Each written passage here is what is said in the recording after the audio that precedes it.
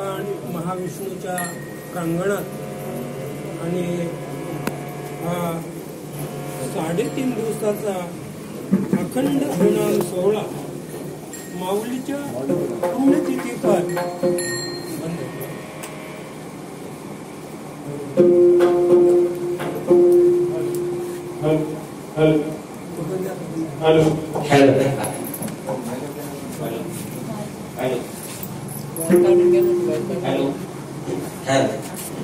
Mic काढून घ्या ना, वायर काढून घ्या.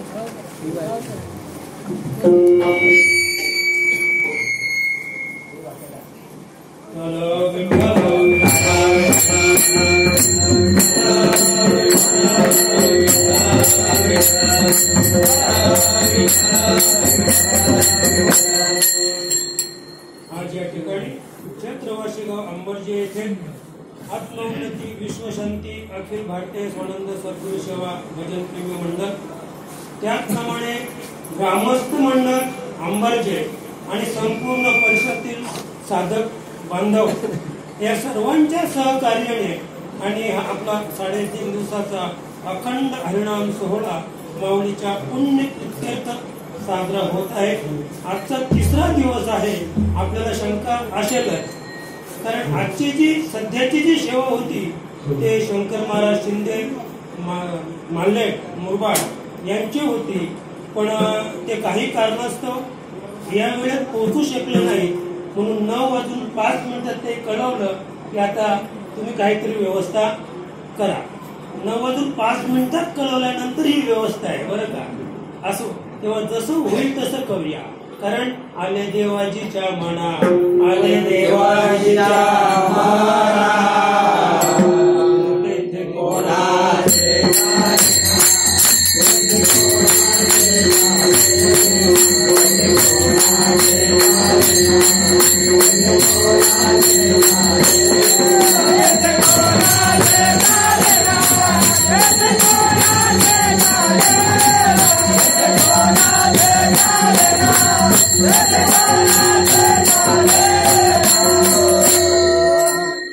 आणि म्हणून बदली कामगार नाही कीर्तनकार, बदली कीर्तनकार म्हणून मी व्यासपीठावर उभा आहे. आणि आपल्या सेवेसाठी घेतलेला अभंग माऊली ज्ञानोबा यांच्या हरिपाठ प्रकरणातील 5व्या क्रमांकाचा अभंग आहे. तुम्हाला इथेही शंका येईल, आजचा 3रा दिवस आहे आणि मागणीपर अभंग पाहिजे, मागणीपर अभंग पाहिजे. तुकोबांचे 125 अभंग आहेत मागणीपर. पण आज हा अभंग घेण्याचं कारण सांगतो की आमचं असं ठरलंय की भगवान महाविष्णूच्या या मंदिराच्या प्रांगणात जेव्हा जेव्हा आपण कार्यक्रम कीर्तनाचा करू त्या वेळेला हरिपाठाचेच अभंग घ्यायचे. म्हणून आता 4 अभंग झाले आणि आजचा 5व्या क्रमांकाचा अभंग हा माझ्या वाट्याला आला. म्हणून आजच्या सेवेसाठी जो अभंग घेतलाय तो हरिपाठातील 5व्या क्रमांकाचा माऊलीचा अभंग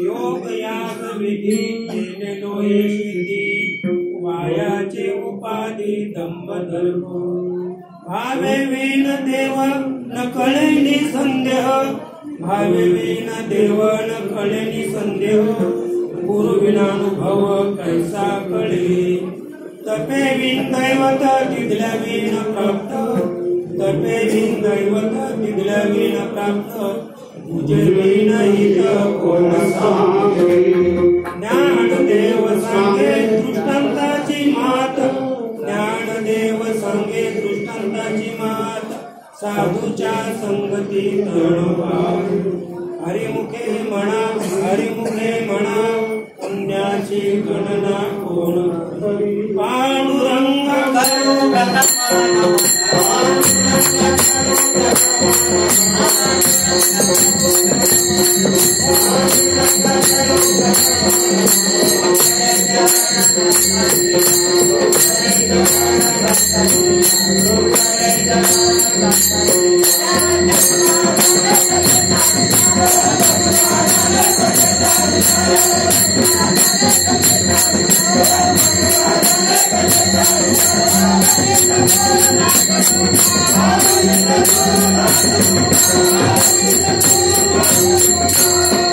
ओम नमो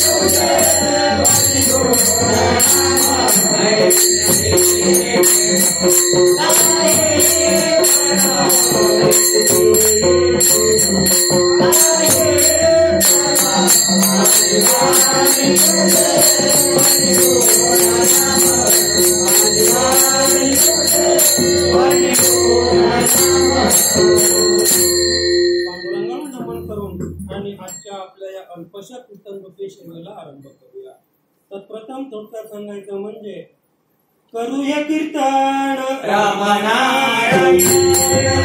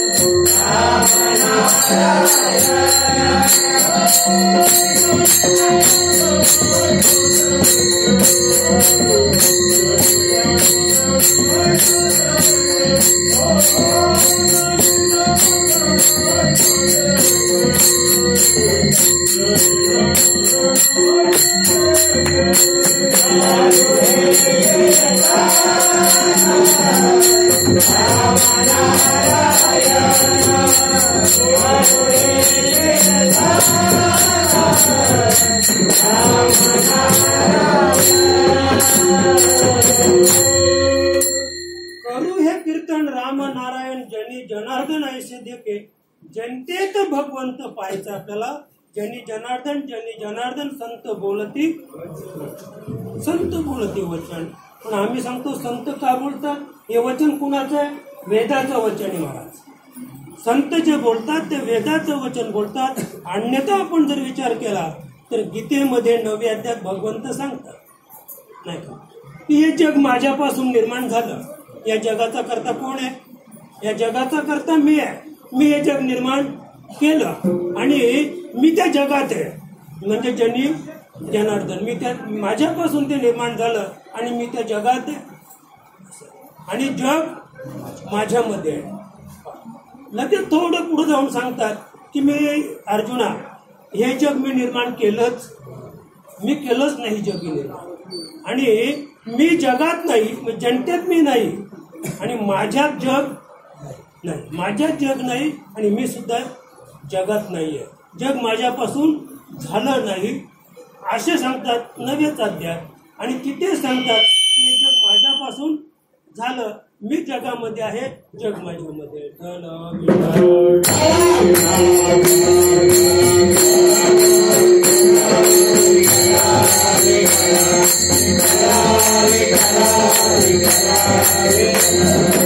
अन्यथा आपण विचार केला तर दोन्ही गोष्टी तथ्य आहे.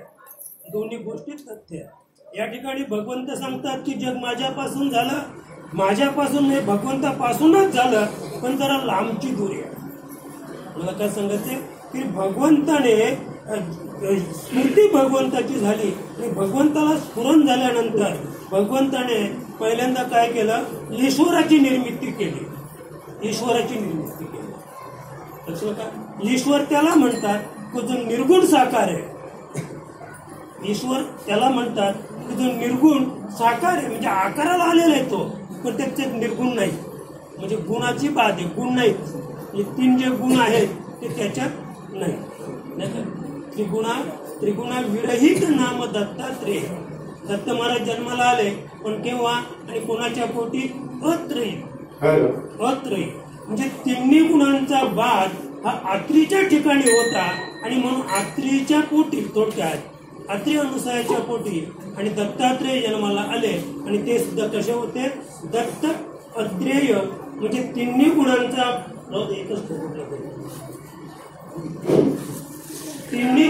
बाद ज्या ठिकाणी होतो आणि आता 3 गुणांचा बाद झालेला म्हणजे ईश्वर आहे.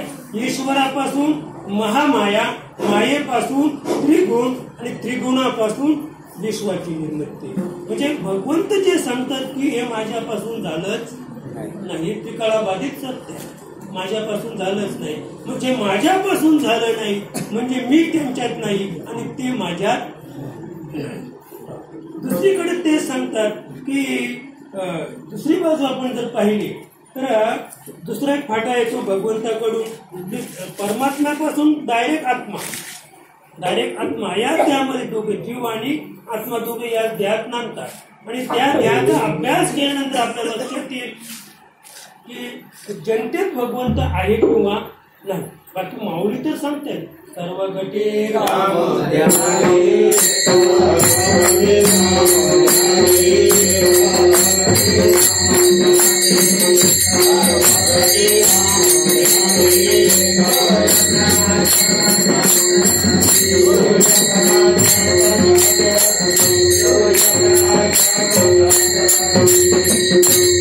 सर्व घटी राम देहातीही एक सूर्यप्रकाशक सहस्ररश्मी. त्याच्याकडे एक नैसर्गिक उदाहरण माऊलीने दिलेलं आहे. पण सर्व घटी रामनारायण याचा अर्थ सांगतो महात्मा. राम म्हणजे रामाचे आचरण आणि हरीचे विचार घ्यायचे आपल्याला. आणि भगवान श्रीकृष्णाचे आचार, विचार आणि उच्चार. म्हणजे भगवान श्रीकृष्णाचा फक्त काय करायचा? उच्चार करायचा, त्याचं आचरण करायचं नाही किंवा भगवंताचे विचार सुद्धा घ्यायचे नाहीत. कारण भगवंताचे जे विचार आहेत ते कसे आहेत? नरात्वा कुंजर होतो. आपल्याला भाषी देवाचं ऐकलं ना महाराज, फार अवस्था कठीण आहे. नरात्वा कुंजर म्हणजे देवाचा फक्त म्हणजे भगवान श्रीकृष्णाचा उच्चार करायचा. आणि म्हणून हे जे कडवं आहे रामनारायण, याच्यात कृष्ण नाही, याच्यात कृष्ण घेतलाच नाही. का? राम म्हणजे प्रगल्भ, एक वचनी, एक बाणी, एक नेमी, एक पत्नी.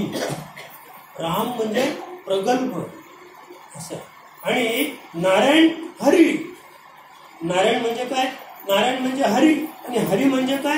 तो जो अव्यक्त निराकार, असं अव्यक्त जो निराकार आहे त्याचे आपल्याला काय घ्यायचे? आचार, विचार आणि उच्चार. प्रभू रामाचा आचार, रामाने आचरण कसं केलं, राम समाजात कसा वागला, आणि विचार कोणाचे घ्यायचे? हरीचे विचार घ्यायचे. म्हणजे आचार आणि विचार या दोन गोष्टींचा विचार कीर्तनाच्या माध्यमातून आपल्याला पाहिजे.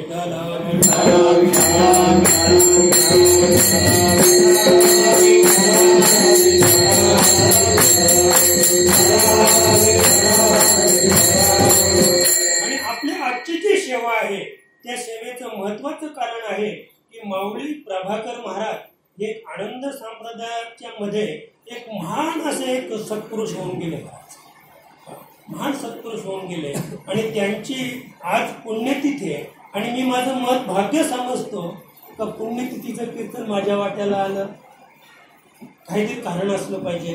कारण बऱ्याच वर्षापासून किसन बाबा माझ्या मनात होतं, बऱ्याच वर्षापासून मनात होतं, पण मला रात्रीचा कार्यक्रम भेटतच नव्हता. मला दिवसाचा कार्यक्रम करायला फार आवडतो, सकाळचा कार्यक्रम असला ना फार मला आनंद आहे असं. पण रात्रीचा कार्यक्रम आज योगायोगाने आपल्याकडे आलेला आहे. माऊली प्रभाकर महाराज त्यांच्या जीवनामध्ये त्याने खडतर तपश्चर्या केली, इतकी खडतर तपश्चर्या त्याने आपल्या जीवनात केली की मला वाटतं तुकोबरायांचं प्रमाण जे संसाराच्या नावे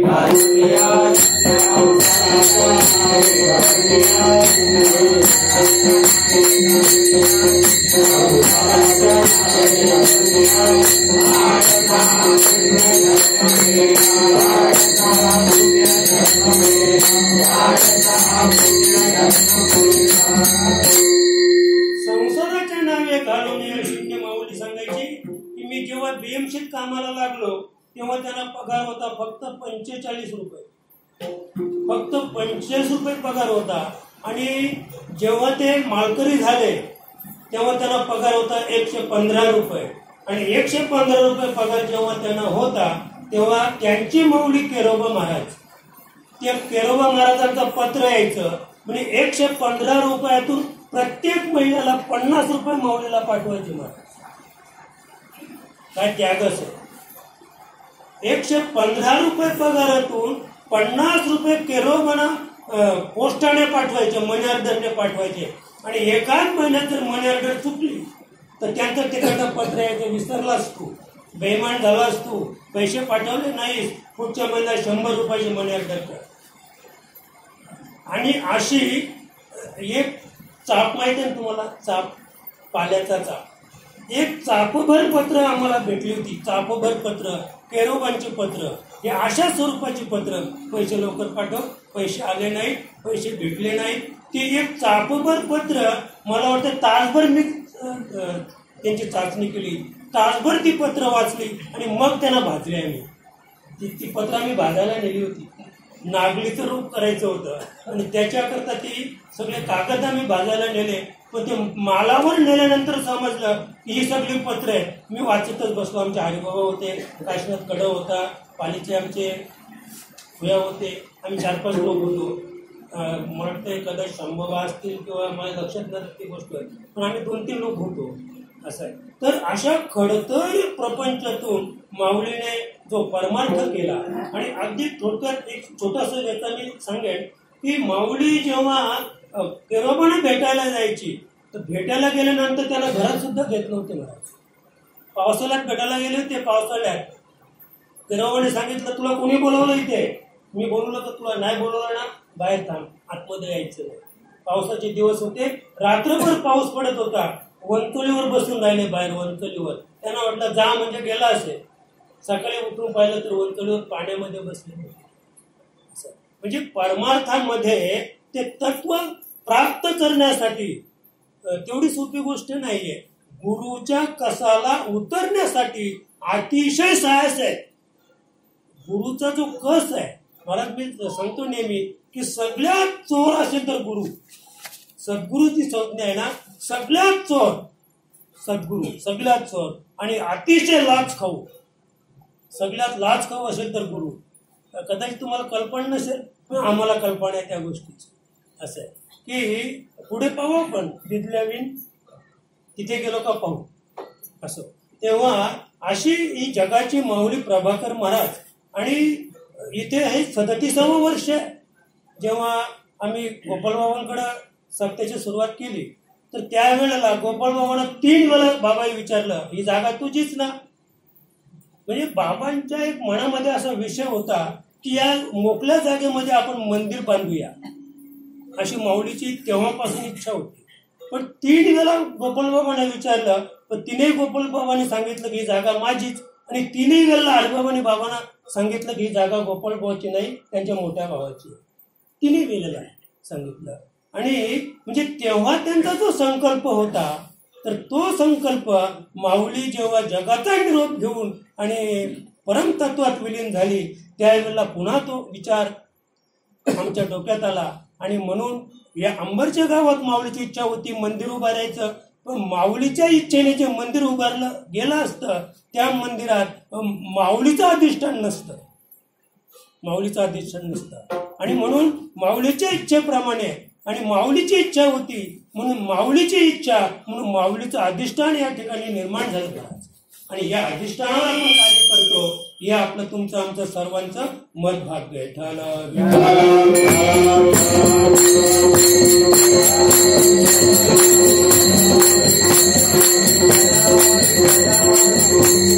अगदी दऱ्याखोऱ्यात फिरून महाराज आपण पाहिलं असेल, इथं सर्वांना श्रुत आहे.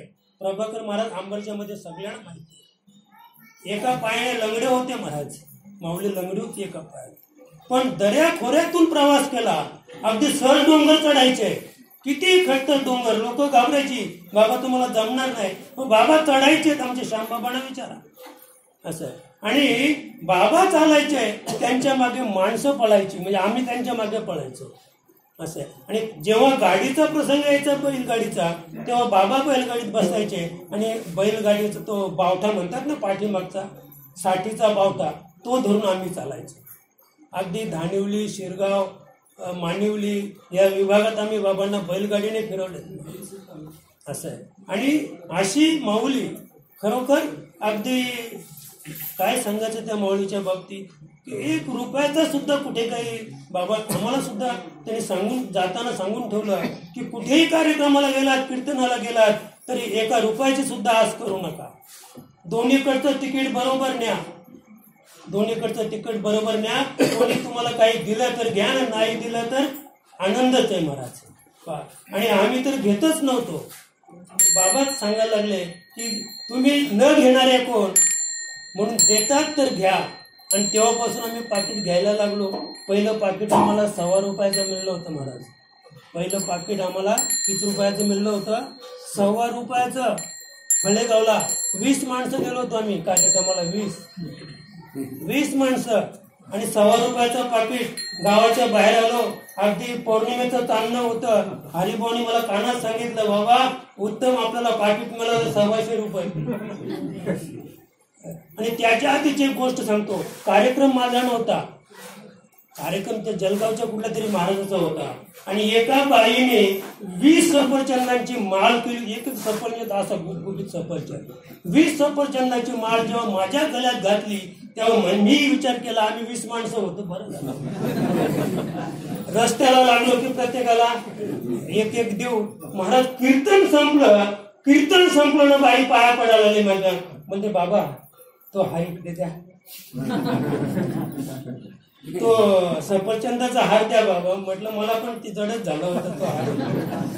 तिने हार तो मागून घेतला महाराज, पुन्हा मागून घेतला. मला फार वाईट वाटलं. अरे परिस्थिती तशी होती. मला वाटतं म्हणजे डोळ्यात कधी सफरचंद पाहिला नव्हता, 20 सफरचंद तर गळ्यात पाहिजे. पण ती आमच्या नशिबी नव्हती श्याम बाबा. फक्त आमच्या नशिबी पहिलं पाकिट होतं ते. 100 रुपयाचं ठण विठ्ठला.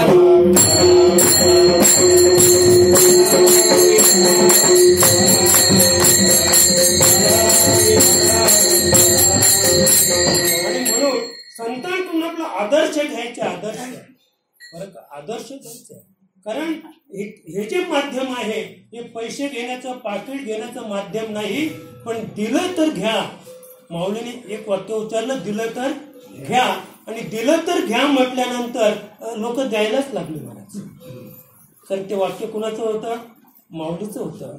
माऊलीनं माझा प्रपंच सांभाळला महाराज, म्हणून आम्ही या ठिकाणी आहोत. असं आहे, माऊलीनं हाताला धरून आम्हाला मोठं केलं.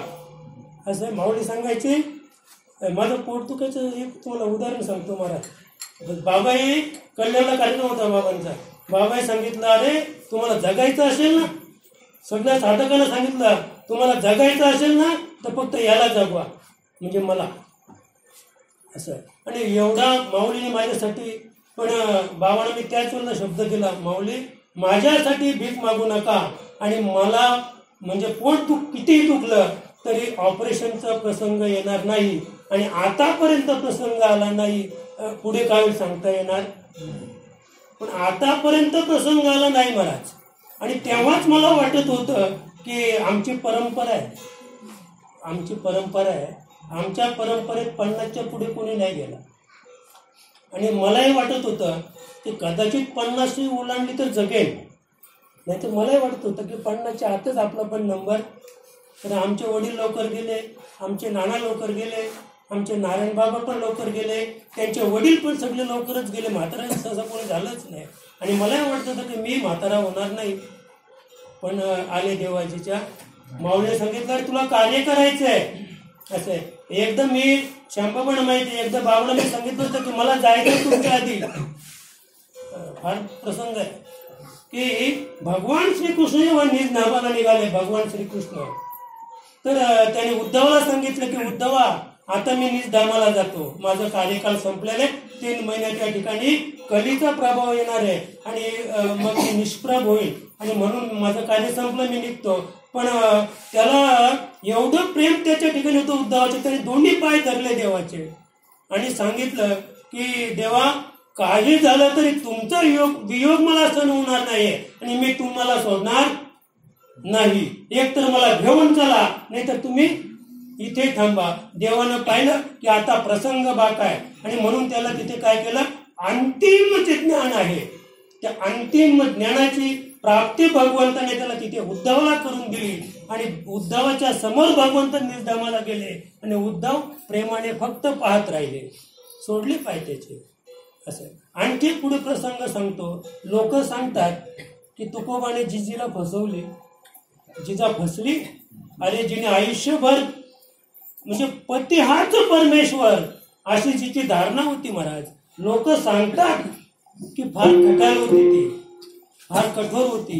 तुकोबाला शिव्या द्यायची, तुकोबाला शिव्या देत नव्हती. शिव्या कोणा देत होती? तिचा अधिकार काय होता? पती परमेश्वर.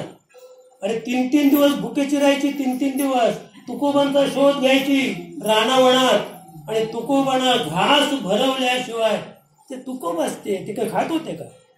अहो त्यांना भरवायला लागायचं, भरवल्यावर समजायचं की खायचंय म्हणून.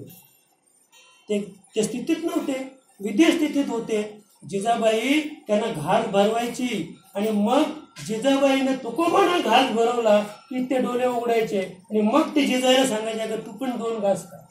मग त्यांना समजायचं का तुम्ही पण खाल्लं पाहिजे, अशी जिजाबाई. पण तुकोबा जेव्हा जायला निघाले,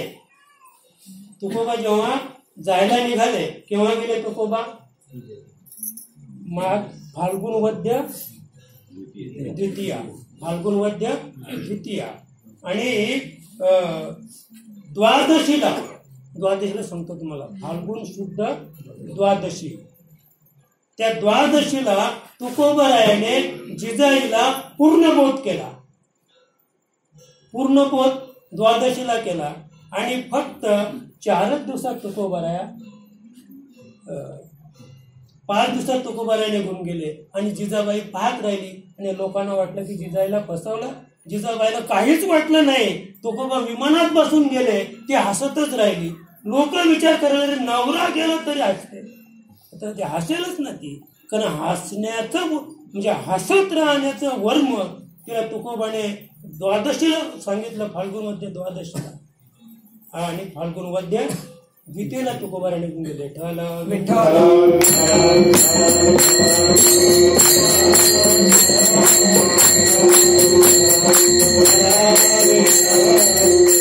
आणि अशी जगाची माऊली प्रभाकर महाराज की ज्यांनी आम्हाला म्हणजे मसाला द्यावा, मीठ द्यावा, तांदूळ द्यावेत, म्हणजे माझा अर्धा प्रपंच माऊलीने तेव्हा सांभाळला महाराज.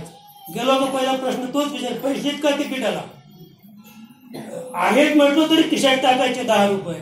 आणि कित्येक वेळा महाराज पैशा विना आम्ही फार महाराज इतके आनंदी, त्यावेळेला आम्ही एवढे आनंदी, रुपया खिशात नाही, इथून पळत सुटायचा वाशिन, पैसे नाही ना, इथून वाशिनला पळत जायचा, वाशिनवरून खर्डीला विदाऊट जायचा आणि खर्डीला उतरून तिथे पळत सुटायचा पुन्हा 16 किलोमीटर तिथे. एकदा महाराज असंच मी आमचे पालीच्या पोयांची म्हातारी मेली, तर त्या कसा लोकलला गेलो, पण लोकलला मी गेलो पण ती गाडी नव्हती, गाडी ती गेली निघून आली, लोकल लेट झाली, उतरलो तसं पळत सुटलो. पण 10:30 वाजले होते मला वैतरणाला जायला, तर माऊली 6:15ला ती गाडी जायची, तर 6:15ला रोडवर येऊन थांबली होती. 10:30 वाजले, मी तिथे गेलो, म्हणे मला माहित होतं तू येशीलच, मला माहित होतं तू येशीलच, म्हणजे 10:30 वाजले ते रोडवर बसले होते माझी वाट बघत. असं आहे, म्हणजे अशी माऊली. आणि त्या माऊलीच्या आज आपण पखाखाली आहोत. ते ज्ञान त्यांनी जे प्राप्त केलं महाराज आदिशक्ती शांतामाईपासून, आणि ते ज्ञान तुमच्या आमच्यापर्यंत माऊलीने पोचवलेलं आहे. आणि त्या माऊलीची आज 25वी पुण्यतिथी आहे, आणि उद्या हीच पुण्यतिथी आपल्याला वाशिमला साजरी करायची आहे. उद्या संध्याकाळी इकडनं आपण गेल्यानंतर तिथे 6 ते 8 किंवा 7 ते 9 असं कीर्तन होईल. उद्या कोणाचं होईल ती निश्चित नाही, पण उद्या तिथे कीर्तन करून नंतर आपापल्या घरी आपल्याला जायचंय.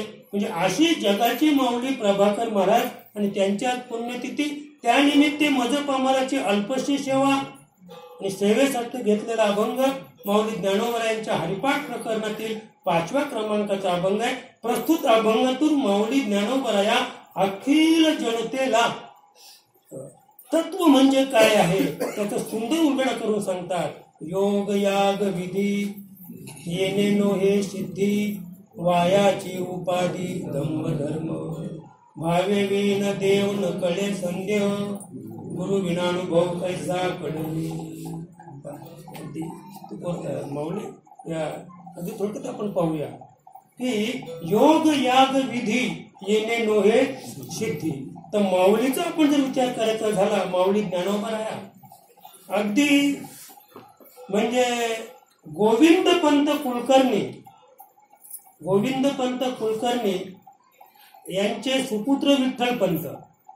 आणि विठ्ठल पंत हे म्हणजे वैराग्यशील होते आणि ते फिरत फिरत फिरत फिरत आळंदीला आले.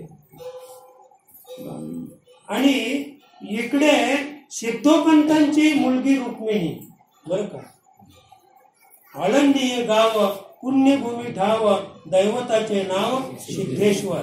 सिद्धेश्वराचं मंदिर आळंदीमध्ये अनादी काळाचं आहे, अनादी काळाचे. आधी तिथे सिद्धेश्वराचं मंदिर होतं आणि त्यांची सेवा करणारे सिद्धोपंत होते. आणि जेव्हा त्या ठिकाणी विठ्ठलपंत आले आणि विठ्ठलपंतांना त्यांनी एकूण संन्यासी आहे म्हणून आपल्या घरी नेले. थोडक्यात सांगतो मी.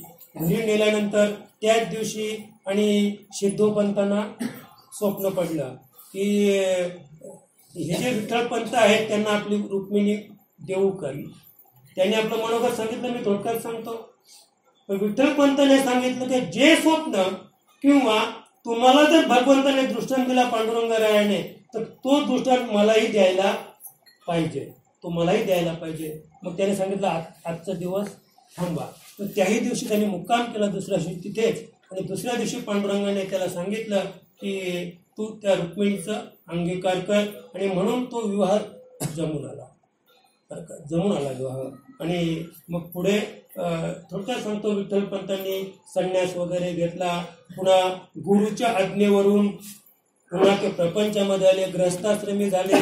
पुन्हा समाजाने काय केलं, त्यांना 4 मुलं झाली.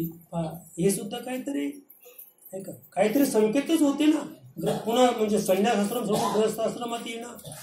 आणि त्यांच्याच पोटी म्हणजे निवृत्तीनाथ महाराज सदाशिवाचा अवतार, माऊली ज्ञानोबराया महाविष्णूचा अवतार, ब्रह्माचा अवतार सोपानदेव आणि आदिशक्ती मुक्ताबाई. ही 4 भावंड त्यांच्या पोटी जन्माला आली. आणि समाजाने त्यांना वालीस टाकले. ध्यांत प्रायचित त्याला घ्यावं लागलं. आणि ध्यांत प्रायचित घेतल्यानंतर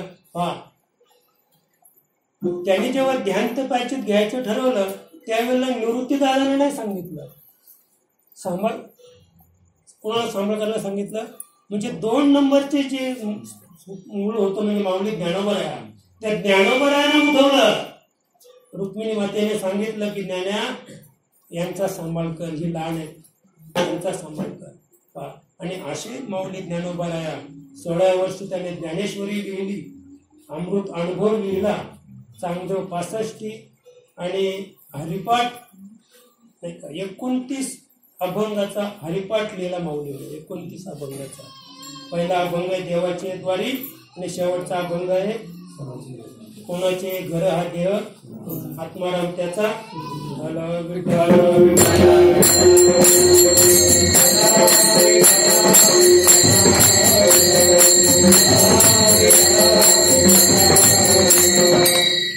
या ठिकाणी माऊली सिद्धी शब्द जो वापरतो, सिद्धी म्हणजे अष्टमा सिद्धी नाही. या ठिकाणी सिद्धीचा जो अर्थ आहे, सिद्धी म्हणजे पूर्ण दशा, पूर्ण अवस्था. सिद्धी म्हणजे देव प्राप्त, देव प्राप्त होणे यानाम सिद्धी. म्हणजे आपण जे कर्म आरंभिलेलं आहे ते कर्म शेवटास गेले म्हणजे आपण काय म्हणतो, सिद्ध झालं. म्हणजे अष्टमा सिद्धी त्या अनिमा गरिमा लघिमा त्यांच्या बाबतीत माऊली सांगत नाही या ठिकाणी. तर ती सिद्धी प्राप्त करायची असेल तर माऊली अभंगाच्या पहिल्या चार योग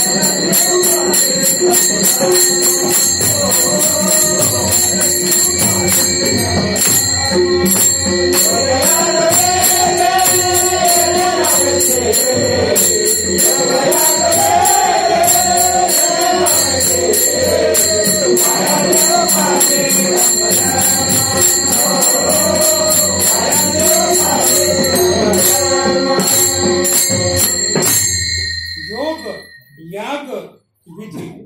माऊली सांगते योग याग आणि विधी येणे नोहे सिद्धी. आता आपण योग म्हणजे युज धातूपासून निर्माण झालेला आहे. योग म्हणजे युज धातू म्हणजे जोडणे. तर नेमकं काय जोडणं या ठिकाणी आपण कल्पना करता येणार नाही. योग सांगितलेलं आहे बरं का.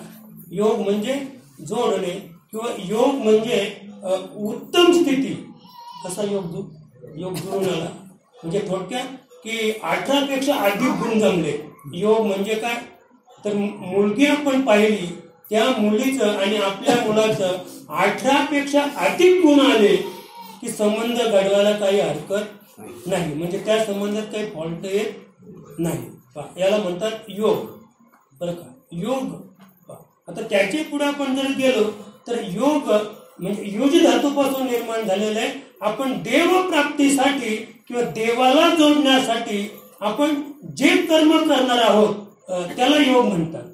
त्याला योग म्हणतात. लक्षात का. आता योग याग म्हणजे यज्ञ. अनादी काळापासून म्हणजे कृत, त्रेता आणि द्वापार युगापर्यंत यज्ञ होते. त्याच यज्ञाचं आता एक परिशीलन झालेले सत्यनारायणाची पूजा. आता पण याग आहे, याग आता पण चालू आहे, पण त्या यागाला काय म्हणतात, सत्यनारायणाची महापूजा म्हणजे याग. पूर्वी ते याग व्हायचे तर तो घोडा सोडायचा, त्याच्या कपाळावर दिग्विजय म्हणून लिहायचं आणि त्या घोड्याला जो अडवी त्याच्याबरोबर युद्ध करायचं आणि युद्ध करून त्याची सगळी संपत्ती हरण करून आणायची महाराज. आणि अर्जुनाला थोडासा अहंकार झाला होता महाराज. कसला, मी धनुर्धर आहे, जेणे संग्रामे हरुजंतीला निवत कवचाचा टाओ फेडला आणि पोवाडा तोवा केला. म्हणजे गंधर्वाला हरवलं महाराज. गायनामध्ये गंधर्वापेक्षा श्रेष्ठ सामान्य नव्हते अर्जुन महाराज. इतके उत्तम ते कलाकार होते महाराज. ते धनुर्धर होते. भगवान शंकराला त्याने नामरण केलं. आणि तो जो अहंकार होता, 11 अक्षौहिणी सैन्य मारले नाही का. आणि तो अहंकार घालवण्यासाठी मग धर्माच्या ठिकाणी थोडीशी एक भीती निर्माण झाली, भय झालं, भय की आता आपण एवढं पाप केल्यानंतर आता हे राज्य भोगायचं म्हणजे हे शोषण आहे. हे अनेक जीवांचं काय केलेलं आहे, शोषण आहे. म्हणून धर्मराजाला झोपच लागेना. देवाला बोलवून घेतलं, थोडक्यात सांगतो. आणि मग त्याने सांगितलं, देवा मला झोपच लागत नाही, मग काय करायचं. मग देवाने सांगितलं की आता आपल्याला याग करावा लागेल, यज्ञ करावा लागेल. आणि मग यज्ञ करायचं ठरलं आणि घोडाही तयार झाला. भीम, अर्जुन, नकुल, सहदेव सगळी मंडळी अगदी. आता मी जास्त नाही सांगत, फार मागे जर गेलो तर त्याचं जे वर्म आहे, जैमिनी अश्वमेध सुंदर वर्णन आहे. जैमिनी अश्वमेध नावाचा जो ग्रंथ आहे, त्या ग्रंथामध्ये काही नियमावली आहे आणि त्या नियमावलीचं पालन करून त्याचं पारायण करायचं आहे.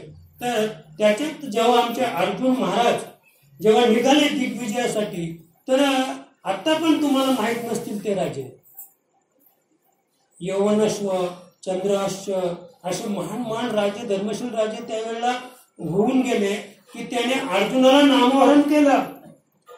अर्जुनाला नामोहरण केलं. आणि काही राजे तर असे होऊन गेले की भगवंताला पण पराजित केलं महाराज. भगवंताला पाय पडायला लावलं, भगवंताला. असे राजे होऊन गेले. आणि ते होते कोण, त्यांचेच भक्त होते, भगवान श्रीकृष्णाचे भक्त. पण तरी सुद्धा त्यांच्याबरोबर युद्ध करायचे आणि ते युद्ध करून भगवंत पराजित व्हायचे. आणि भगवंत पराजित होण्याचं कारण सांगतो की हे अर्जुनाला कळलं पाहिजे की हे राजे किती श्रेष्ठ आहे, की जे भगवान श्रीकृष्ण सुद्धा पराजित करू शकतात. अन्यथा देवाला कुणीच पराजित करू शकत नाही. पण देव कुठे टेकतो, देवाला कोणी पराजित केला, भक्ताने. असं भक्ताच्या ठिकाणी देव लहान होतो, भक्ताला देव मोठेपणा देतो.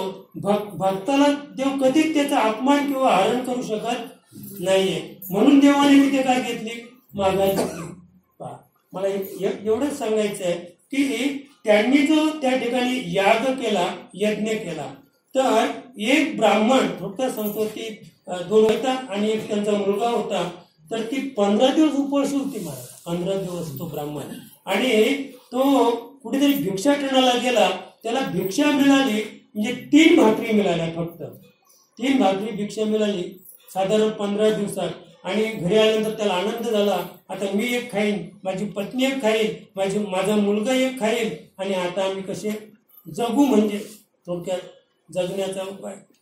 आणि एवढ्यात त्या ठिकाणी आणि कोणाला एक अतिथी त्या ठिकाणी आला. आणि अतिथी म्हणजे थोडक्यात ते भगवंतच होते सत्व वाहन करायला. ते अतिथी त्या ठिकाणी आले आणि त्याने सांगितलं देवा माझ्यासाठी काही त्याने सांगितलं की 15 दिवस झाले आम्ही भुके आहोत आणि 3 भाकरी नुकत्याच मी भिक्षा मागून आणलेले भिक्षाटनाने. तो म्हणे तुम्ही सांगता ते बरोबर आहे पण मी 1 महिना झाला उपवास आहे. मी उपवास किती 1 महिना झाला. मग त्या ब्राह्मणाने विचार केला अरे आपण तर 15 दिवसाचे उपवास आहोत आणि हा तर 1 महिन्याचा उपवास आहे. लगेच त्याने आपली भाकरी त्याला दिली. आपली भाकरी दिल्यानंतर त्यांची पत्नी विचार करते हे मला सांगायचं. त्याने सांगितलं तुम्ही खाऊन घ्या पण ती पत्नी विचार करते की आपले पतिराज ज्या अर्थी उपवासी आहेत त्या अर्थी मी सुद्धा भाकर खाणार नाही. मग त्या पत्नीने पण ती भाकर त्या ब्राह्मणाला दिली आणि मुलगा पण तो तसाच होता. मुलाने सांगितलं माझे आईबाप जर उपवासी असतील तर मी सुद्धा अन्नक्षेत्र करणार नाही. हे तेव्हाच सांगतो बरं का सत्ययुगात नाही मला ते तेव्हाच आहे सत्ययुगातलं. तेव्हा अशी सुपुत्र जन्माला येत होती की आईबाप उपवास आहेत तर मी सुद्धा अन्नक्षेत्र करणार नाही. तिघांनी 3 भाकरी त्या ब्राह्मणाला दिल्या. ब्राह्मण जेवून तृप्त झाला आणि तो निघून गेल्यानंतर तिथे काय आलं मुंगूस आलं. ज्या ठिकाणी त्या ब्राह्मणाने जेवण केलं तिथे मुंगूस आलं आणि मुंगूस आल्यानंतर त्याच्या थोडी अंगाला खाज आली म्हणून तो लोळला. तो लोळल्यानंतर त्याचं अर्ध अंग सोन्याचं झालं. अर्ध अंग सोन्याचं झालं. पण अर्ध अंग सोन्याचं झाल्यानंतर त्याने त्या ब्राह्मणाला विचारलं की अरे म्हणे अर्ध अंगामध्ये अर्ध कधी सोन्याचं होईल. म्हणजे आता हे अर्ध अंग सोन्याचं करायचं असेल तर पांडवांनी त्या ठिकाणी आश्रमेत यज्ञाची नियुक्ती केलेली आहे. त्या यज्ञात जातो आणि तिथे लोळ म्हणजे अर्ध राहिलेलं तिथे तुझं काय होईल पूर्णतेला जाईल. तू त्या ठिकाणी आलेले थोडक्यात सांगतो मी. यज्ञ संपुष्टात आलेला आहे. यज्ञ संपुष्टात आलेले आहे. पात्र पडलेले आहेत. महाभोजन चालू आहे. ते मुंगूस त्या ठिकाणी आला आणि त्या तिथे काय केलं त्याने लोळून घेतलं. लोळून घेतल्यानंतर त्याचं अर्ध अंग सोन्याचं झालं नाही. त्याने सांगितलं तुमचा अपुराच राहिला. यज्ञ तुमचा कधीच सिद्धीस गेलेला नाही. योग याग विधी. विधी म्हणजे मंत्रविधी. विधी म्हणजे मंत्रविधी. आता तुम्ही पाहिलं आता आम्ही गेलो होतो कुठे त्र्यंबकेश्वरला गेलो होतो. मी पाहुणा होतो त्यांच्या बरोबर. म्हणजे त्या ठिकाणी 10,000 ब्राह्मण दररोज कमी पडतात. काल सर्प नागबलीच्या विधीसाठी 10,000 ब्राह्मण दररोज 10 ब्राह्मण कमी पडतात. एक ब्राह्मण 4-4, 5-5 नागबलीचे कार्य करतो. एवढ्या 4-4 माळ्याच्या बिल्डिंगी त्यांनी बांधल्या महाराज. असं आहे. योग याग विधी म्हणजे मंत्रविधी. येणे नोहे शेती. वायाची उपाधी दंभ धर्म. माऊली म्हणजे थोडक्यात की 12व्या शतकामध्ये अंधश्रद्धा निर्मूलन समितीचे ते अध्यक्ष होते. अंधश्रद्धा निर्मूलन समितीचे ते अध्यक्ष होते. तेव्हा सांगितलं त्याने योग याग विधी येणे नोहे वायाची उपाधी दंभ धर्म. आणि म्हणून योग याग आणि विधी जसं आपण किती याग केलं तरी त्याच्यात आपला देव प्राप्त होणार नाही. योगात देव प्राप्त होणार नाही. आणि विधी म्हणजे मंत्रोच्चाराने देव कधीच प्राप्त होणार नाही. फक्त आपल्या मनाची तात्पुरती शांती होईल. बाकी कार्यसिद्धी जायला असं नाहीये. कारण माऊलीने शरा मारलेले आहे. योग याग विधी येणे नोहे वायाची उपाधी. हे काय आहे उपाधी. आपण लावून घेतलेली उपाधी आहे आणि ब्राह्मणांनी लावलेली उपाधी आहे. एरवी तुकोबांचं प्रमाण आपण पाहिलं. उपाधी वेगळे तुम्ही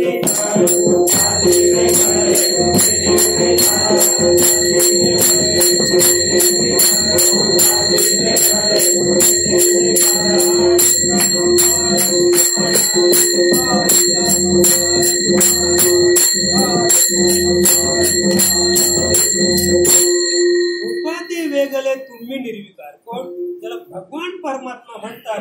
तो कसा आहे उपाधी वेगळा आहे. तो उपाधी वेगळा जो निर्विकार आहे त्याला आपण उपाधीनं भेटायला गेलो, योगाने गेलो, यागाने जर प्राप्त करायला गेलो किंवा मंत्रविधीने प्राप्त करायला गेलो तर ती काय होईल, उपाधी आहे. आणि उपाधी वेगळे तुम्ही निर्विकार, भगवंत तर उपाधीपासून वेगळा आहे, म्हणजे तो उपाधीमध्ये प्राप्त होणारा नाहीये. आणि म्हणून माऊली सांगते त्याच्या पुढे आपण जर गेलो तर तुकोबराया सुद्धा मी परत मंडळीला सांगितलं की अंधश्रद्धा निर्मूलन समितीचे 15व्या शतकात पण तुकोबराया अध्यक्ष होते, ते पण अध्यक्ष होते. त्यांनी सुंदर सांगितलं कीर्ती दोंडा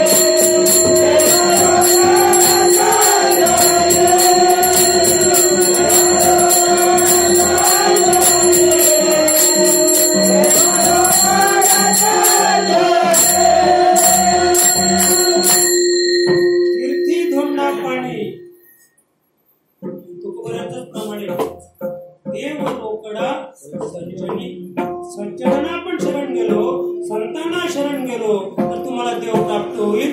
तीर्थात तुम्हाला देव मिळणार नाही. तीर्थवे बहुधाम खोजा, सांगतात तीर्थवे बहुधाम खोजा, पण मिळाला का? कबीराला मिळाला नाही मिळाला.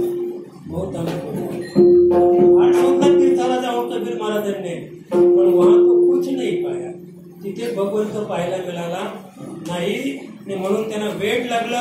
आणि मग पुढे त्यांना रामानंद त्यांचे सद्गुरू आणि एक मुंबेडीन होते ते, म्हणून पहाटेच्या वेळेला गंगेवरून स्नान करून येत असताना त्याने काय केलं, फक्त काय केलं माहितीये का, एक खड्डा खोदला होता. खड्डा एवढा खड्डा खोदला होता रस्त्यामध्ये कबीराने, आणि डोकं वर ठेवलं होतं. आणि यांचा रोजचा पाठ होता, झोपट मारत होता रोजचा. त्याच्यामुळे ते राम राम राम राम राम राम राम राम खाली पाहतच नव्हते रामानंद. तिकडनं जसे आल्याबरोबर त्यांना ठेच लागली. ठेच लागली म्हणजे नेमकं काय झालं, त्या पायाला आमच्या कबीर महाराजांचा डोकं लागलं. ठेच लागलं म्हणजे दगड, कबीराचं थोडं दगड रूपाने ते डोकं त्यांच्या पायाला लागलं. आणि ते काय बोलत होते, राम राम राम राम राम राम. तोच मंत्र कबीराने घेतला महाराज, तोच मंत्र कबीराने घेतला. आणि कबीर धन्य झाले दोहे गाता. दोहे म्हणजे काय, त्याचा एकच दोहा होता, राम राम हमारा काम करे हम बैठे. म्हणजे एवढं तत्व कबीरांना प्राप्त झालं, तेच तत्व तुकोबांना प्राप्त झालं. आणि तेच तत्व माऊली सांगते की असा जो भगवंत आहे तो भगवंत निर्गुण निराकार आहे, उपाधी वेगळा आहे. तो प्राप्त करायचा असेल तर योग याग विधी याचेही तो प्राप्त होणार नाही. तो प्राप्त करायचा असेल तर त्याच्यासाठी दुसऱ्याकडे ते उपाय सांगतो.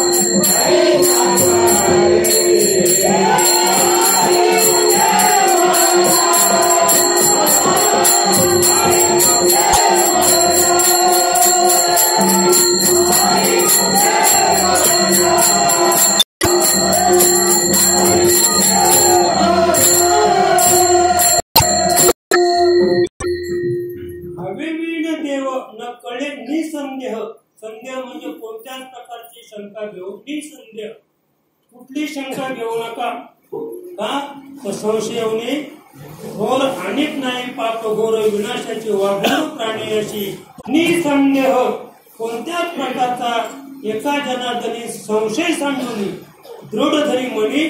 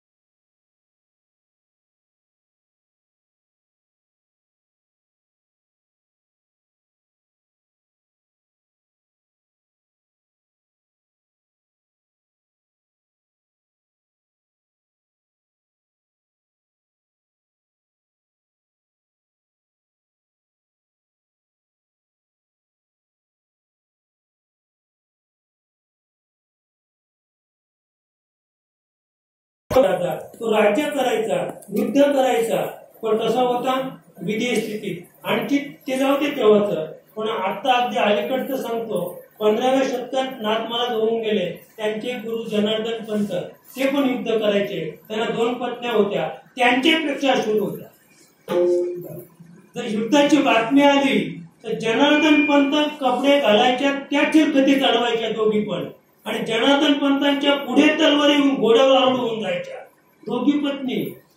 म्हणजे विचार करा त्याला किती ज्ञान होतं, त्या आध्यात्मिक क्षेत्रात होत्या महाराज. असं मला फक्त एवढंच सांगायचं आहे की म्हणजे विधेय स्थितीत सुद्धा आपण हे करू शकतो. विधेय स्थितीत करायचं आपला रोजचा विषय आहे की मुक्तीवरील भक्ती आपल्याला करायची आहे.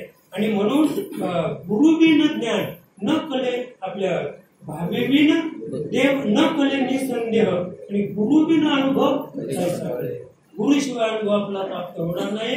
आणि तो गुरु मंत्र तंत्र उपदेशिते, घरोघरी गुरु आहित आहिते, पण तो वेळवी सद्वस्तुते, त्याशी श्रीकृष्ण सद्गुरु माने. त्याच्या पुढे आपण जर गेलो तर जो स्वयंप्रकाशित म्हणजे जो आपल्या तो स्वतः स्वयंप्रकाशित आहे आणि दुसरा सुद्धा प्रकाशमान करतो, त्याला गुरु म्हणतात. अनुभव सोपा नाहीये. ज्याने अनुभव घेतलेला आहे, अनुभव आले ते या जगात येत असे. तुकोबारायांचा अनुभव आहे की मला जो अनुभव आला तो मी जगाला सांगतो. आणि ज्याला अनुभव आलेला आहे त्याने आपला अनुभव जगाला सांगितला तर त्या अनुभवाने जग सुद्धा तरल्याशिवाय राहणार नाही. म्हणजे अनुभवाचं एवढं महत्व आहे. पण अनुभव प्राप्त करण्यासाठी नितांत आपल्याला आपल्या जीवनामध्ये सद्गुरूची गरज आहे. कुणालाही गुरु करून चालणार. पूर्वी तर लोक कानठुक्या गुरु करायचे. मला फार आठवण आहे महाराज, आमच्याकडे कानठुक्या गुरु यायचे. कदाचित बाकीच्या मंडळाला माहित असेल, त्याचे नाव होते भीमा बाबा कानठुक्या गुरु. म्हणजे ज्या शिष्याकडे यायचे ना, का म्हटलं आज काय म्हणजे कोळंबे आणून ठेवल्यात. म्हणजे गुरुला कोळंबे आणायच्या, मासे गुरुला. म्हणजे गुरु कसं म्हणजे कान फुक्या. म्हणजे तो काय सांगत नव्हता महाराज, कान फुकून घ्यायचा.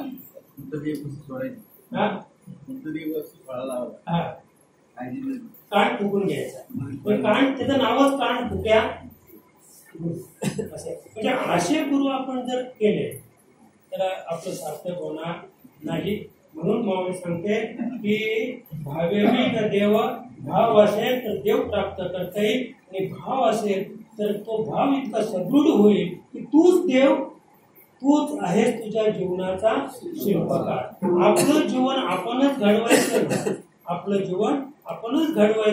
आणि आपलं जीवन आपणच घडवण्यासाठी आपल्याला सद्गुरूची गरज आहे. म्हणून भावे विन देव न कले निसंदेह, गुरु विन अनुभव कैसा कले. गुरुशिवाय आपल्याला कोणत्याही प्रकारचा अनुभव प्राप्त होणार नाही. म्हणून गुरु आपल्याला जो करायचा आहे तो सुद्धा असा करायचा आहे की आधी धरावा मनगट. कोणाचा? गुरुचा. मनगट धरून त्याला विचारायचं आहे आणि मग तो सांगेल देव कसा आहे.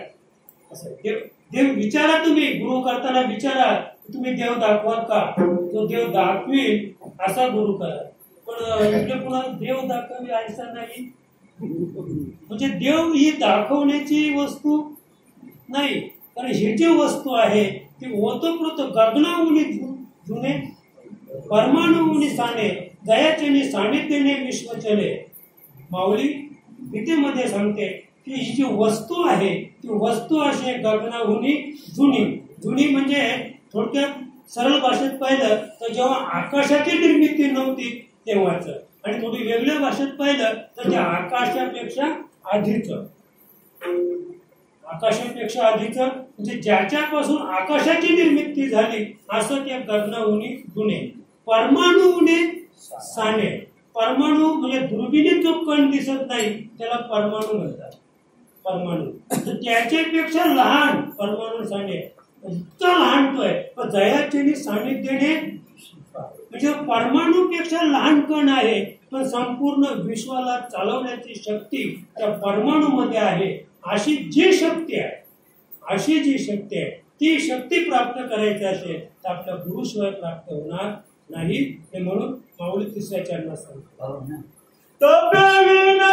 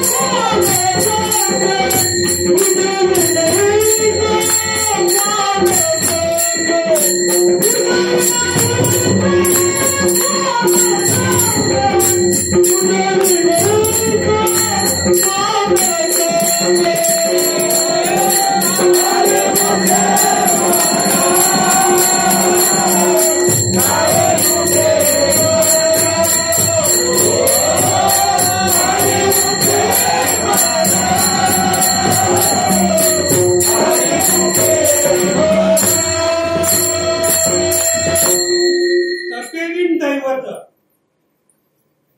काय सांगते माऊली की तपश्चर्या केली नाही तर आपला दैवत प्राप्त होणार नाही. मग तपश्चर्या म्हणजे नेमकं काय?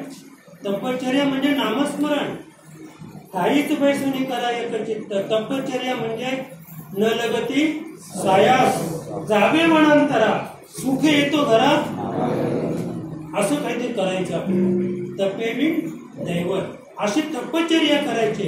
काय तपश्चर्याला म्हणतात? तपश्चर्या म्हणजे नियमावली. आपण नियमावलीला महत्व दिलं पाहिजे. आपल्याला आपल्या माऊलीने जे काही सांगितलंय ते नियमाने आपण चाललो, त्या नियमाने वागलो तर तो नियम म्हणजे तप. माऊलीने आपल्याला जे नियमावली दिलेले आहे ते नियमावलीचं आचरण करणं म्हणजेच तपश्चर्या. तपेवी दैवत, तुम्ही माऊलीने दिलेल्या बोधाचं योग्य आचरण केलं नाही तर बिन दैवत तुम्हाला ते दैवत प्राप्त होणार नाही. बरं, ते जे दैवत आहे दिसल्या बिन प्राप्त म्हणजे न देता प्राप्त असं नाही, दिल्याशिवाय प्राप्त नाही. द्यावं लागतं, त्याच्यासाठी द्यावं लागतं. थोरला देव, भागवत सुंदर वर्णन आहे, थोरला देव लाचुंगा पूर्ण, तो न भेटे जीव घेतल्या विन, आणि घेतल्याच्या आपण गर्भवास सोशी. सुंदर वर्णन आहे भागवतामध्ये की थोरला देव लाचुंगा पूर्ण.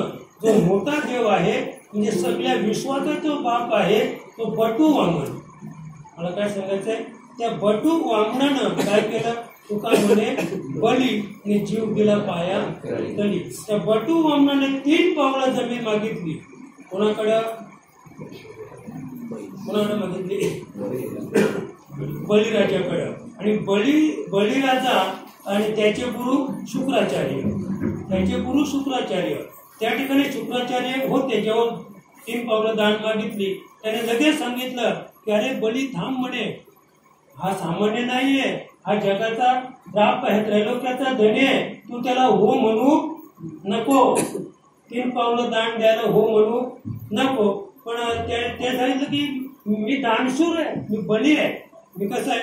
बळी आहे म्हणजे मी दान दिल्याशिवाय राहणार नाही. मग लगेच ती झारी घेतली, मला झारीमध्ये पाणी भरलं आणि मग ते आता आपण पाहतो ना, इथे पाणी सोडतो ना आपण तामणामध्ये, तसं ते पाणी सोडायचं होतं. ते पाणी सोडायला घेतलं कोणी बळीराजाने, तर शुक्राचार्य सूक्ष्म रूप घेऊन त्या झारीच्या तोटीत जाऊन बसले होते.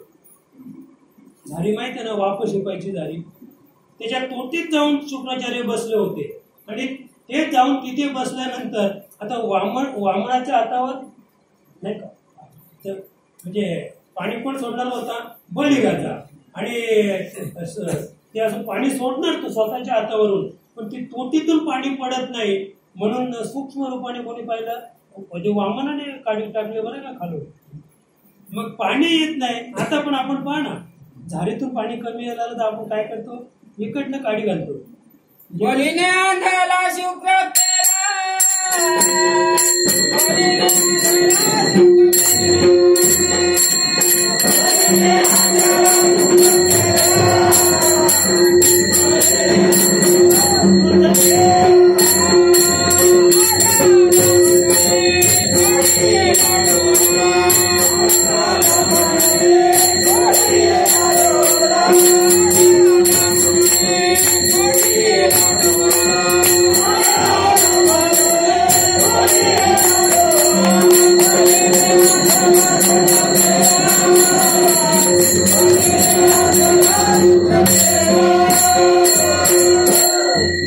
आडवाला म्हणून काय केलं, त्याचा डोळा फुटला महाराज, आणि मग ते पाणी बाहेर आलं. मग लगेच पाणी सोडलं आणि 3 पावलं दांड घेतली जागा, म्हणजे 2 पावलाने मृत्यू आणि स्वर्ग, आणि 3रं पाऊल कुठे ठेवू म्हणून त्याच्या मस्तकावर पाऊल ठेवलं आणि बळीला कुठे घातला, पाताळात घातला महाराज. तुका म्हणे बळी जीव दिला पायातळी, म्हणजे अशा पद्धतीने आणि बळीराजाला पाताळात घातला.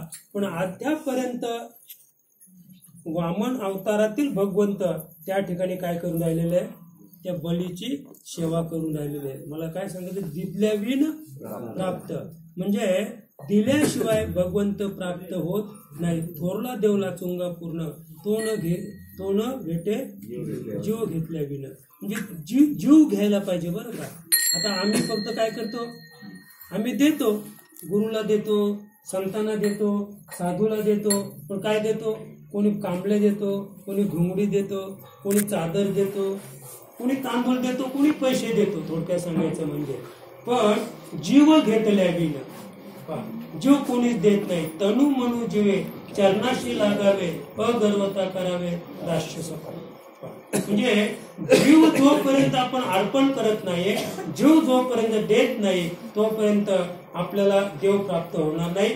तपेविन दैवत दिदल्याविन प्राप्त, म्हणजे तपेविन दैवत उदाहरण येते, दिदल्याविन प्राप्त म्हणजे आता आपल्याला नेमकं देव प्राप्त आपलं काय द्यायचंय, तर जीव द्यायचा आपल्याला. जीव द्यायचे, मग आता आपण जर समजा जीव दिला तर काय होईल, आत्महत्या.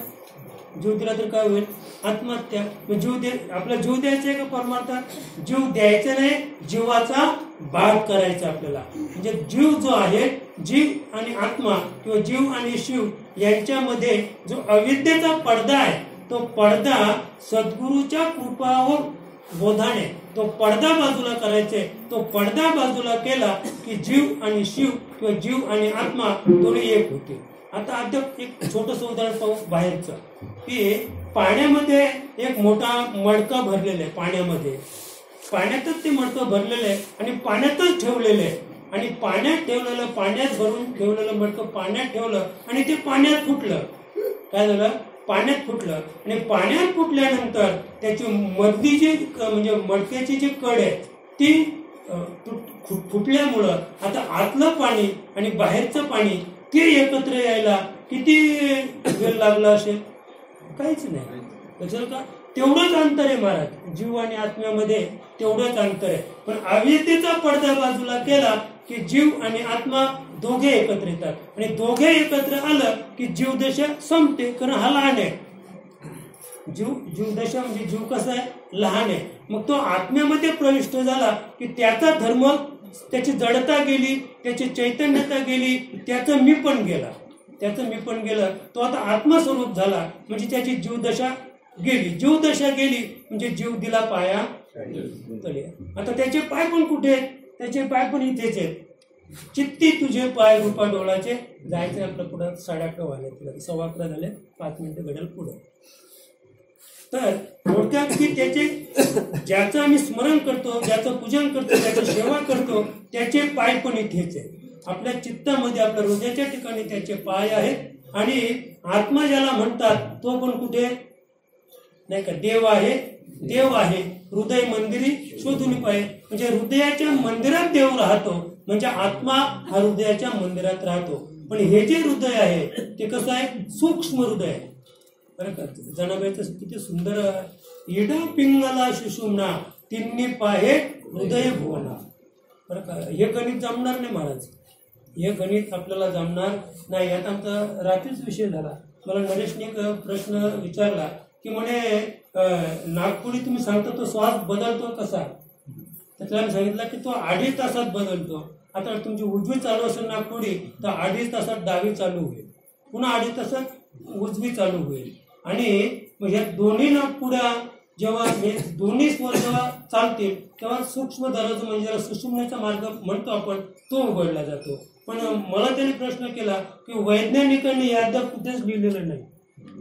म्हणजे डावी नागपुडी 2.5 तास चालते, नंतर ती बंद होऊन उजवी नागपुडी चालते, म्हणजे हे अद्याप शास्त्रज्ञांनी सिद्ध केलेलं नाही. म्हटलं अद्याप काही वेळ जाईल, त्यांना हे सिद्ध करायला अद्याप काही वेळ जाईल. मी त्याने हाही प्रयोग करून पाहिला का श्वास तर चालत नाही, श्वास चालत नाही म्हणून नाक धरून पाहिला. लक्षाला का, श्वास चालत नाही म्हणून नाक धरून पाहिला, तर नाक धरून पाहिलं तर म्हणे मग गुदमरल्यासारखं झालं, म्हणजे श्वास चालू आहे. म्हटलं हेच तर नवलय परमार्थातलं. आपण जो अभ्यास करतो, जे नामस्मरण करतो, हे त्यातलं वर्म आहे, हे गुह्य आहे. असं आहे की हे तेवढं सोपं नाही. त्याला मी रात्री सांगितलं की माझा हा नाडी बंदच आहे कायमची, चंद्रस्वर चालू आहे. कोणाचे किती जरी वास्तुशांतीचे कार्यक्रम असतील ना, आपण त्या घराचा पाय टाकला तर संपलं सगळं, तरी पण आपल्या घराची वास्तुशांती करायला भटालाच बोलावं लागेल. पण मी विनोदला सांगितलंय, विनोदकडून आपली वास्तुशांती करून घ्यायचे. पण अन्यथा विचार केला तर सदैव भाडलीचा विचार केला तर जेव्हा डावा सूर वाहेल नाकाचा, डावा सूर वाहेल नाकाचा, त्यावेळेला तुम्ही घरात प्रवेश करा कुटुंबासहित, तुमची वास्तुशांतीच झाली, वास्तुशांतीच झाली. पण हे कुणाच्यासाठी, ज्याचा विश्वास असेल, विश्वास असेल तर. आणि मग आता आपल्याला जी वास्तुशांती करायची ना ती मुक्तीवरील भक्ती. आता वास्तुशांती करायची ना, विनोदला मी तेव्हा सांगितलं जेव्हा पाया घातला तेव्हा, पायाला पण तोच होता. आम्ही भटाराने बोलवलं आणि वास्तुशांतीला त्यालाच बोलवायचे. आणि ते का बोलवायचे तर मुक्तीवरील भक्ती. म्हणजे फक्त लोकांना दाखवायचे, अरे बाबा घरात गेले, शांती पण नाही केली घराची, म्हणून त्या घराची शांती आपल्याला करायचे. आणि म्हणून विनोदलाच बोलवायचे, आपल्याला भटाला बोलवायचं नाही. कारण विधी लक्षात आला ना, जाऊ तो आपला विषय नाही. तपे बिन दैवत दिदल्या बिन प्राप्त. मला फक्त एवढं सांगायचंय की काहीतरी त्याला जीव आपल्याला द्यायचे. जीवदशा गेली की आत्मदशा प्राप्त झाली, आत्मदशा प्राप्त झाली की त्याला एवढा आनंद होतो, कारण आत्म्याचा गुणच आनंदमय आहे असं. आणि आत्मदशा प्राप्त झाली की मग पुन्हा गुरु अद्याप त्याला जागा करतो, अरे अद्याप पुढे जायचंय तुला. म्हणजे तो काय मग मी ब्रह्म आहे, ब्रह्मदशा. म्हणजे आत्मदशेपेक्षा आणखी उन्नत दशा आहे ब्रह्मदशा. मग तो म्हणजे आत्मदशा जी आहे ती संकोचित आहे, आत्मदशेला आकार आहे, आत्मदशा संकोचित आहे. मग ती आत्मदशा जेव्हा ब्रह्मदशेला पोचते तेव्हा तो जो आत्मा आहे तो व्यापक बनतो. तो आत्मा कसा बनतो, व्यापक बनतो. आणि आत्मा व्यापक बनला की याला वाटतं मला आता काहीतरी प्राप्त झालं. मग तो म्हणतो मी ब्रह्म आहे, मी ब्रह्म आहे. आणि मी ब्रह्म आहे. इथे अनेक योगी तपी जपी सगळे फसले, इथे मी ब्रह्म आहे. आणि म्हणून आपल्याला नितांत सद्गुरूची गरज आहे. मग सद्गुरू सांगतो तू ब्रह्म नाहीस, तू ब्रह्म नाहीस, तू ब्रह्माचा साक्षी आहेस. आणि रात्रीचा आपला फार सुंदर विषय काय, त्यात तू ब्रह्माचा साक्षी आहेस, तू नुसता ब्रह्माचा साक्षी नाहीस, तर साक्षीचा साक्षी आहेस.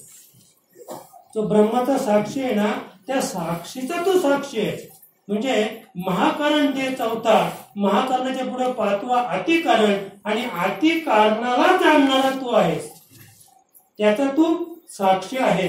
इथपर्यंत आपल्याला पोहोचायचंय. इथपर्यंत आपण पोहोचलो की तुका म्हणे बळी जीव दिला पाया तळी. मग आता जीव दिला का आपण? जीव दिला का? जीवाची दशा संपली फक्त.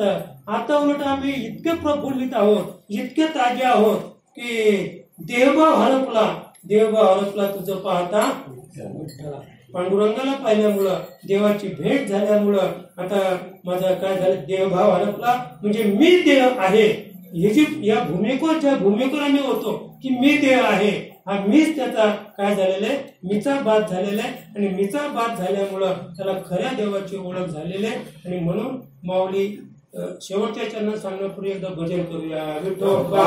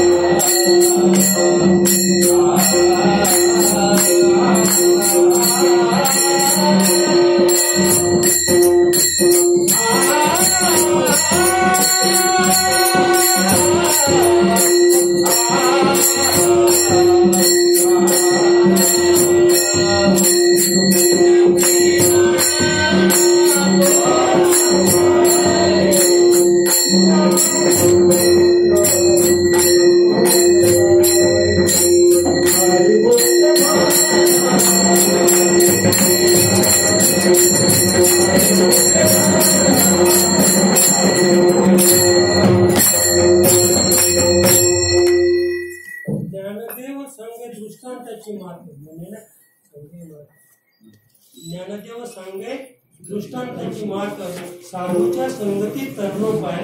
साडे आपलं व्हायला आले तो 2-4 मिनिटं घेतो, फक्त साधूचीच व्याख्या सांगतो आणि आपण कार्यक्रमाला सुरुवात केली. तुकोबांचाच अभंग आहे, प्रमाण सिद्ध आपण पाहूया. साधू म्हणावे कोणाशी नित्य भोगी परनारीशी. तुकोबाने त्याची व्याख्या केलेली आहे की साधू म्हणावे कोणाशी. आम्ही कोणत्याही साधूला शरण गेलो एखादं लंगोटी पात्र साधू असेल, भगव्या कपड्याला साधू असेल, आपण त्याला घरी आणलं, त्याची सेवा केली, पूजा अर्चा केली, सगळं काही सोपास्कार केले तरी आपल्याला काही त्याच्यापासून उपयोग होणार. ज्ञानदेव सांगे दृष्टांताची साधूच्या संगतीत तरणोपाय. आपला तरुण जायचं असेल, या भवसागरातून तरुण जायचं असेल तर सोपं नाहीये. तारू भला पांडुरंग पाय भिजो नेदी अंग.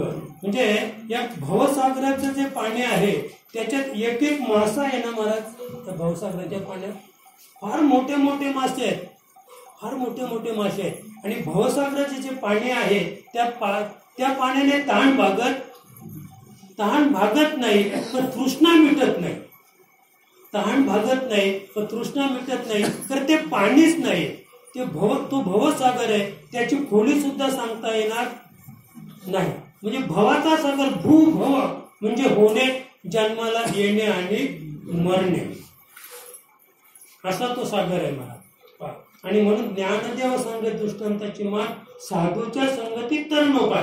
म्हणजे त्या भवसागरातून तरुण जाण्याचा उपाय म्हणजे साधूची संगती करणे. आता साधूची संगती करणे तर प्रथमतः साधूची ओळख झाली पाहिजे. आणि म्हणून तुकोबाने या अभंगातून साधूची ओळख करून दिलेली आहे. साधू म्हणावा नित्य भोगी परणारीशी, जो सतत इतर स्त्रीला भोगतो त्याला साधू म्हणतात. आता साधू कोणाला म्हणावा की जो स्त्री विरहित आहे. साधू कोणाला म्हणतात? जो मठावर राहतो नाही का, जो झोपडीत कुठे बाहेर राहतो, म्हणजे स्त्री शिवाय जो राहतो त्याला साधू म्हणतात.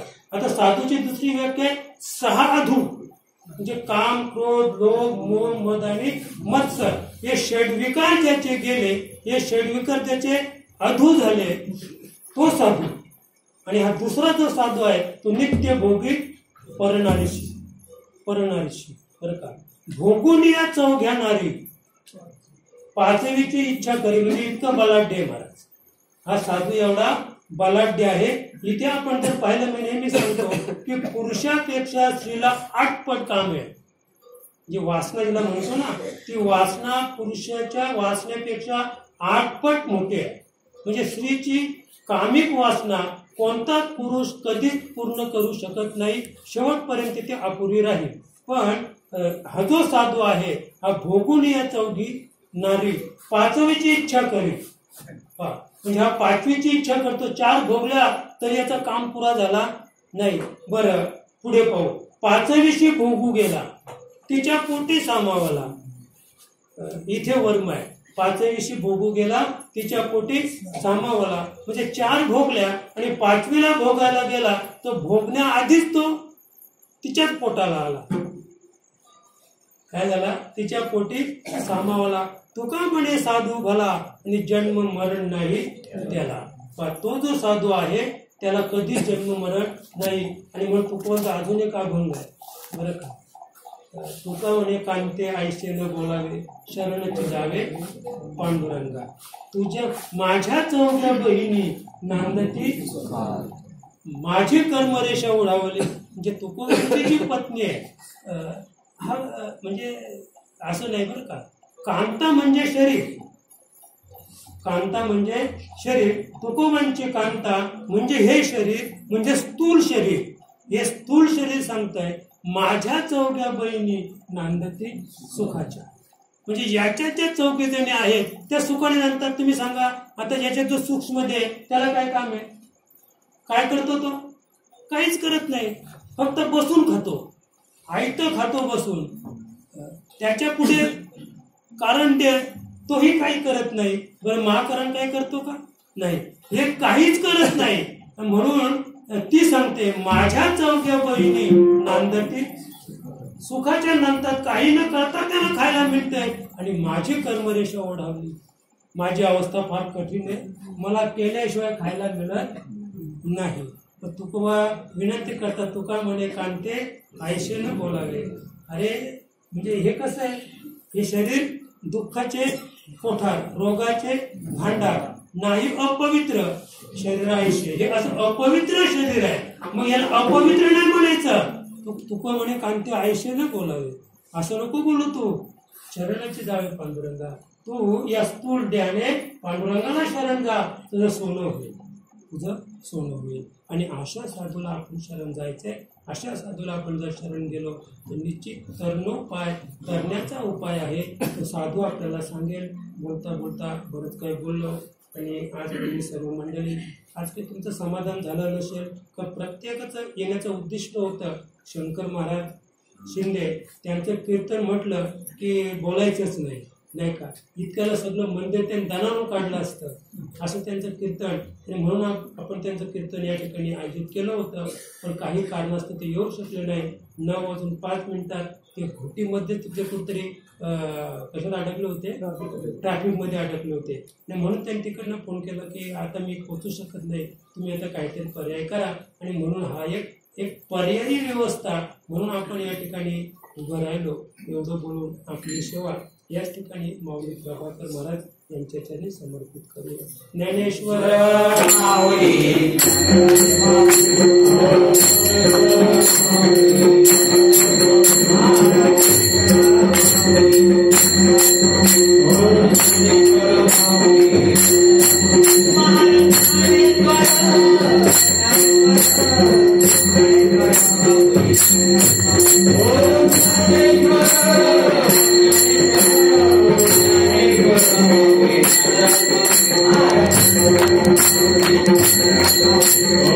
Thank you.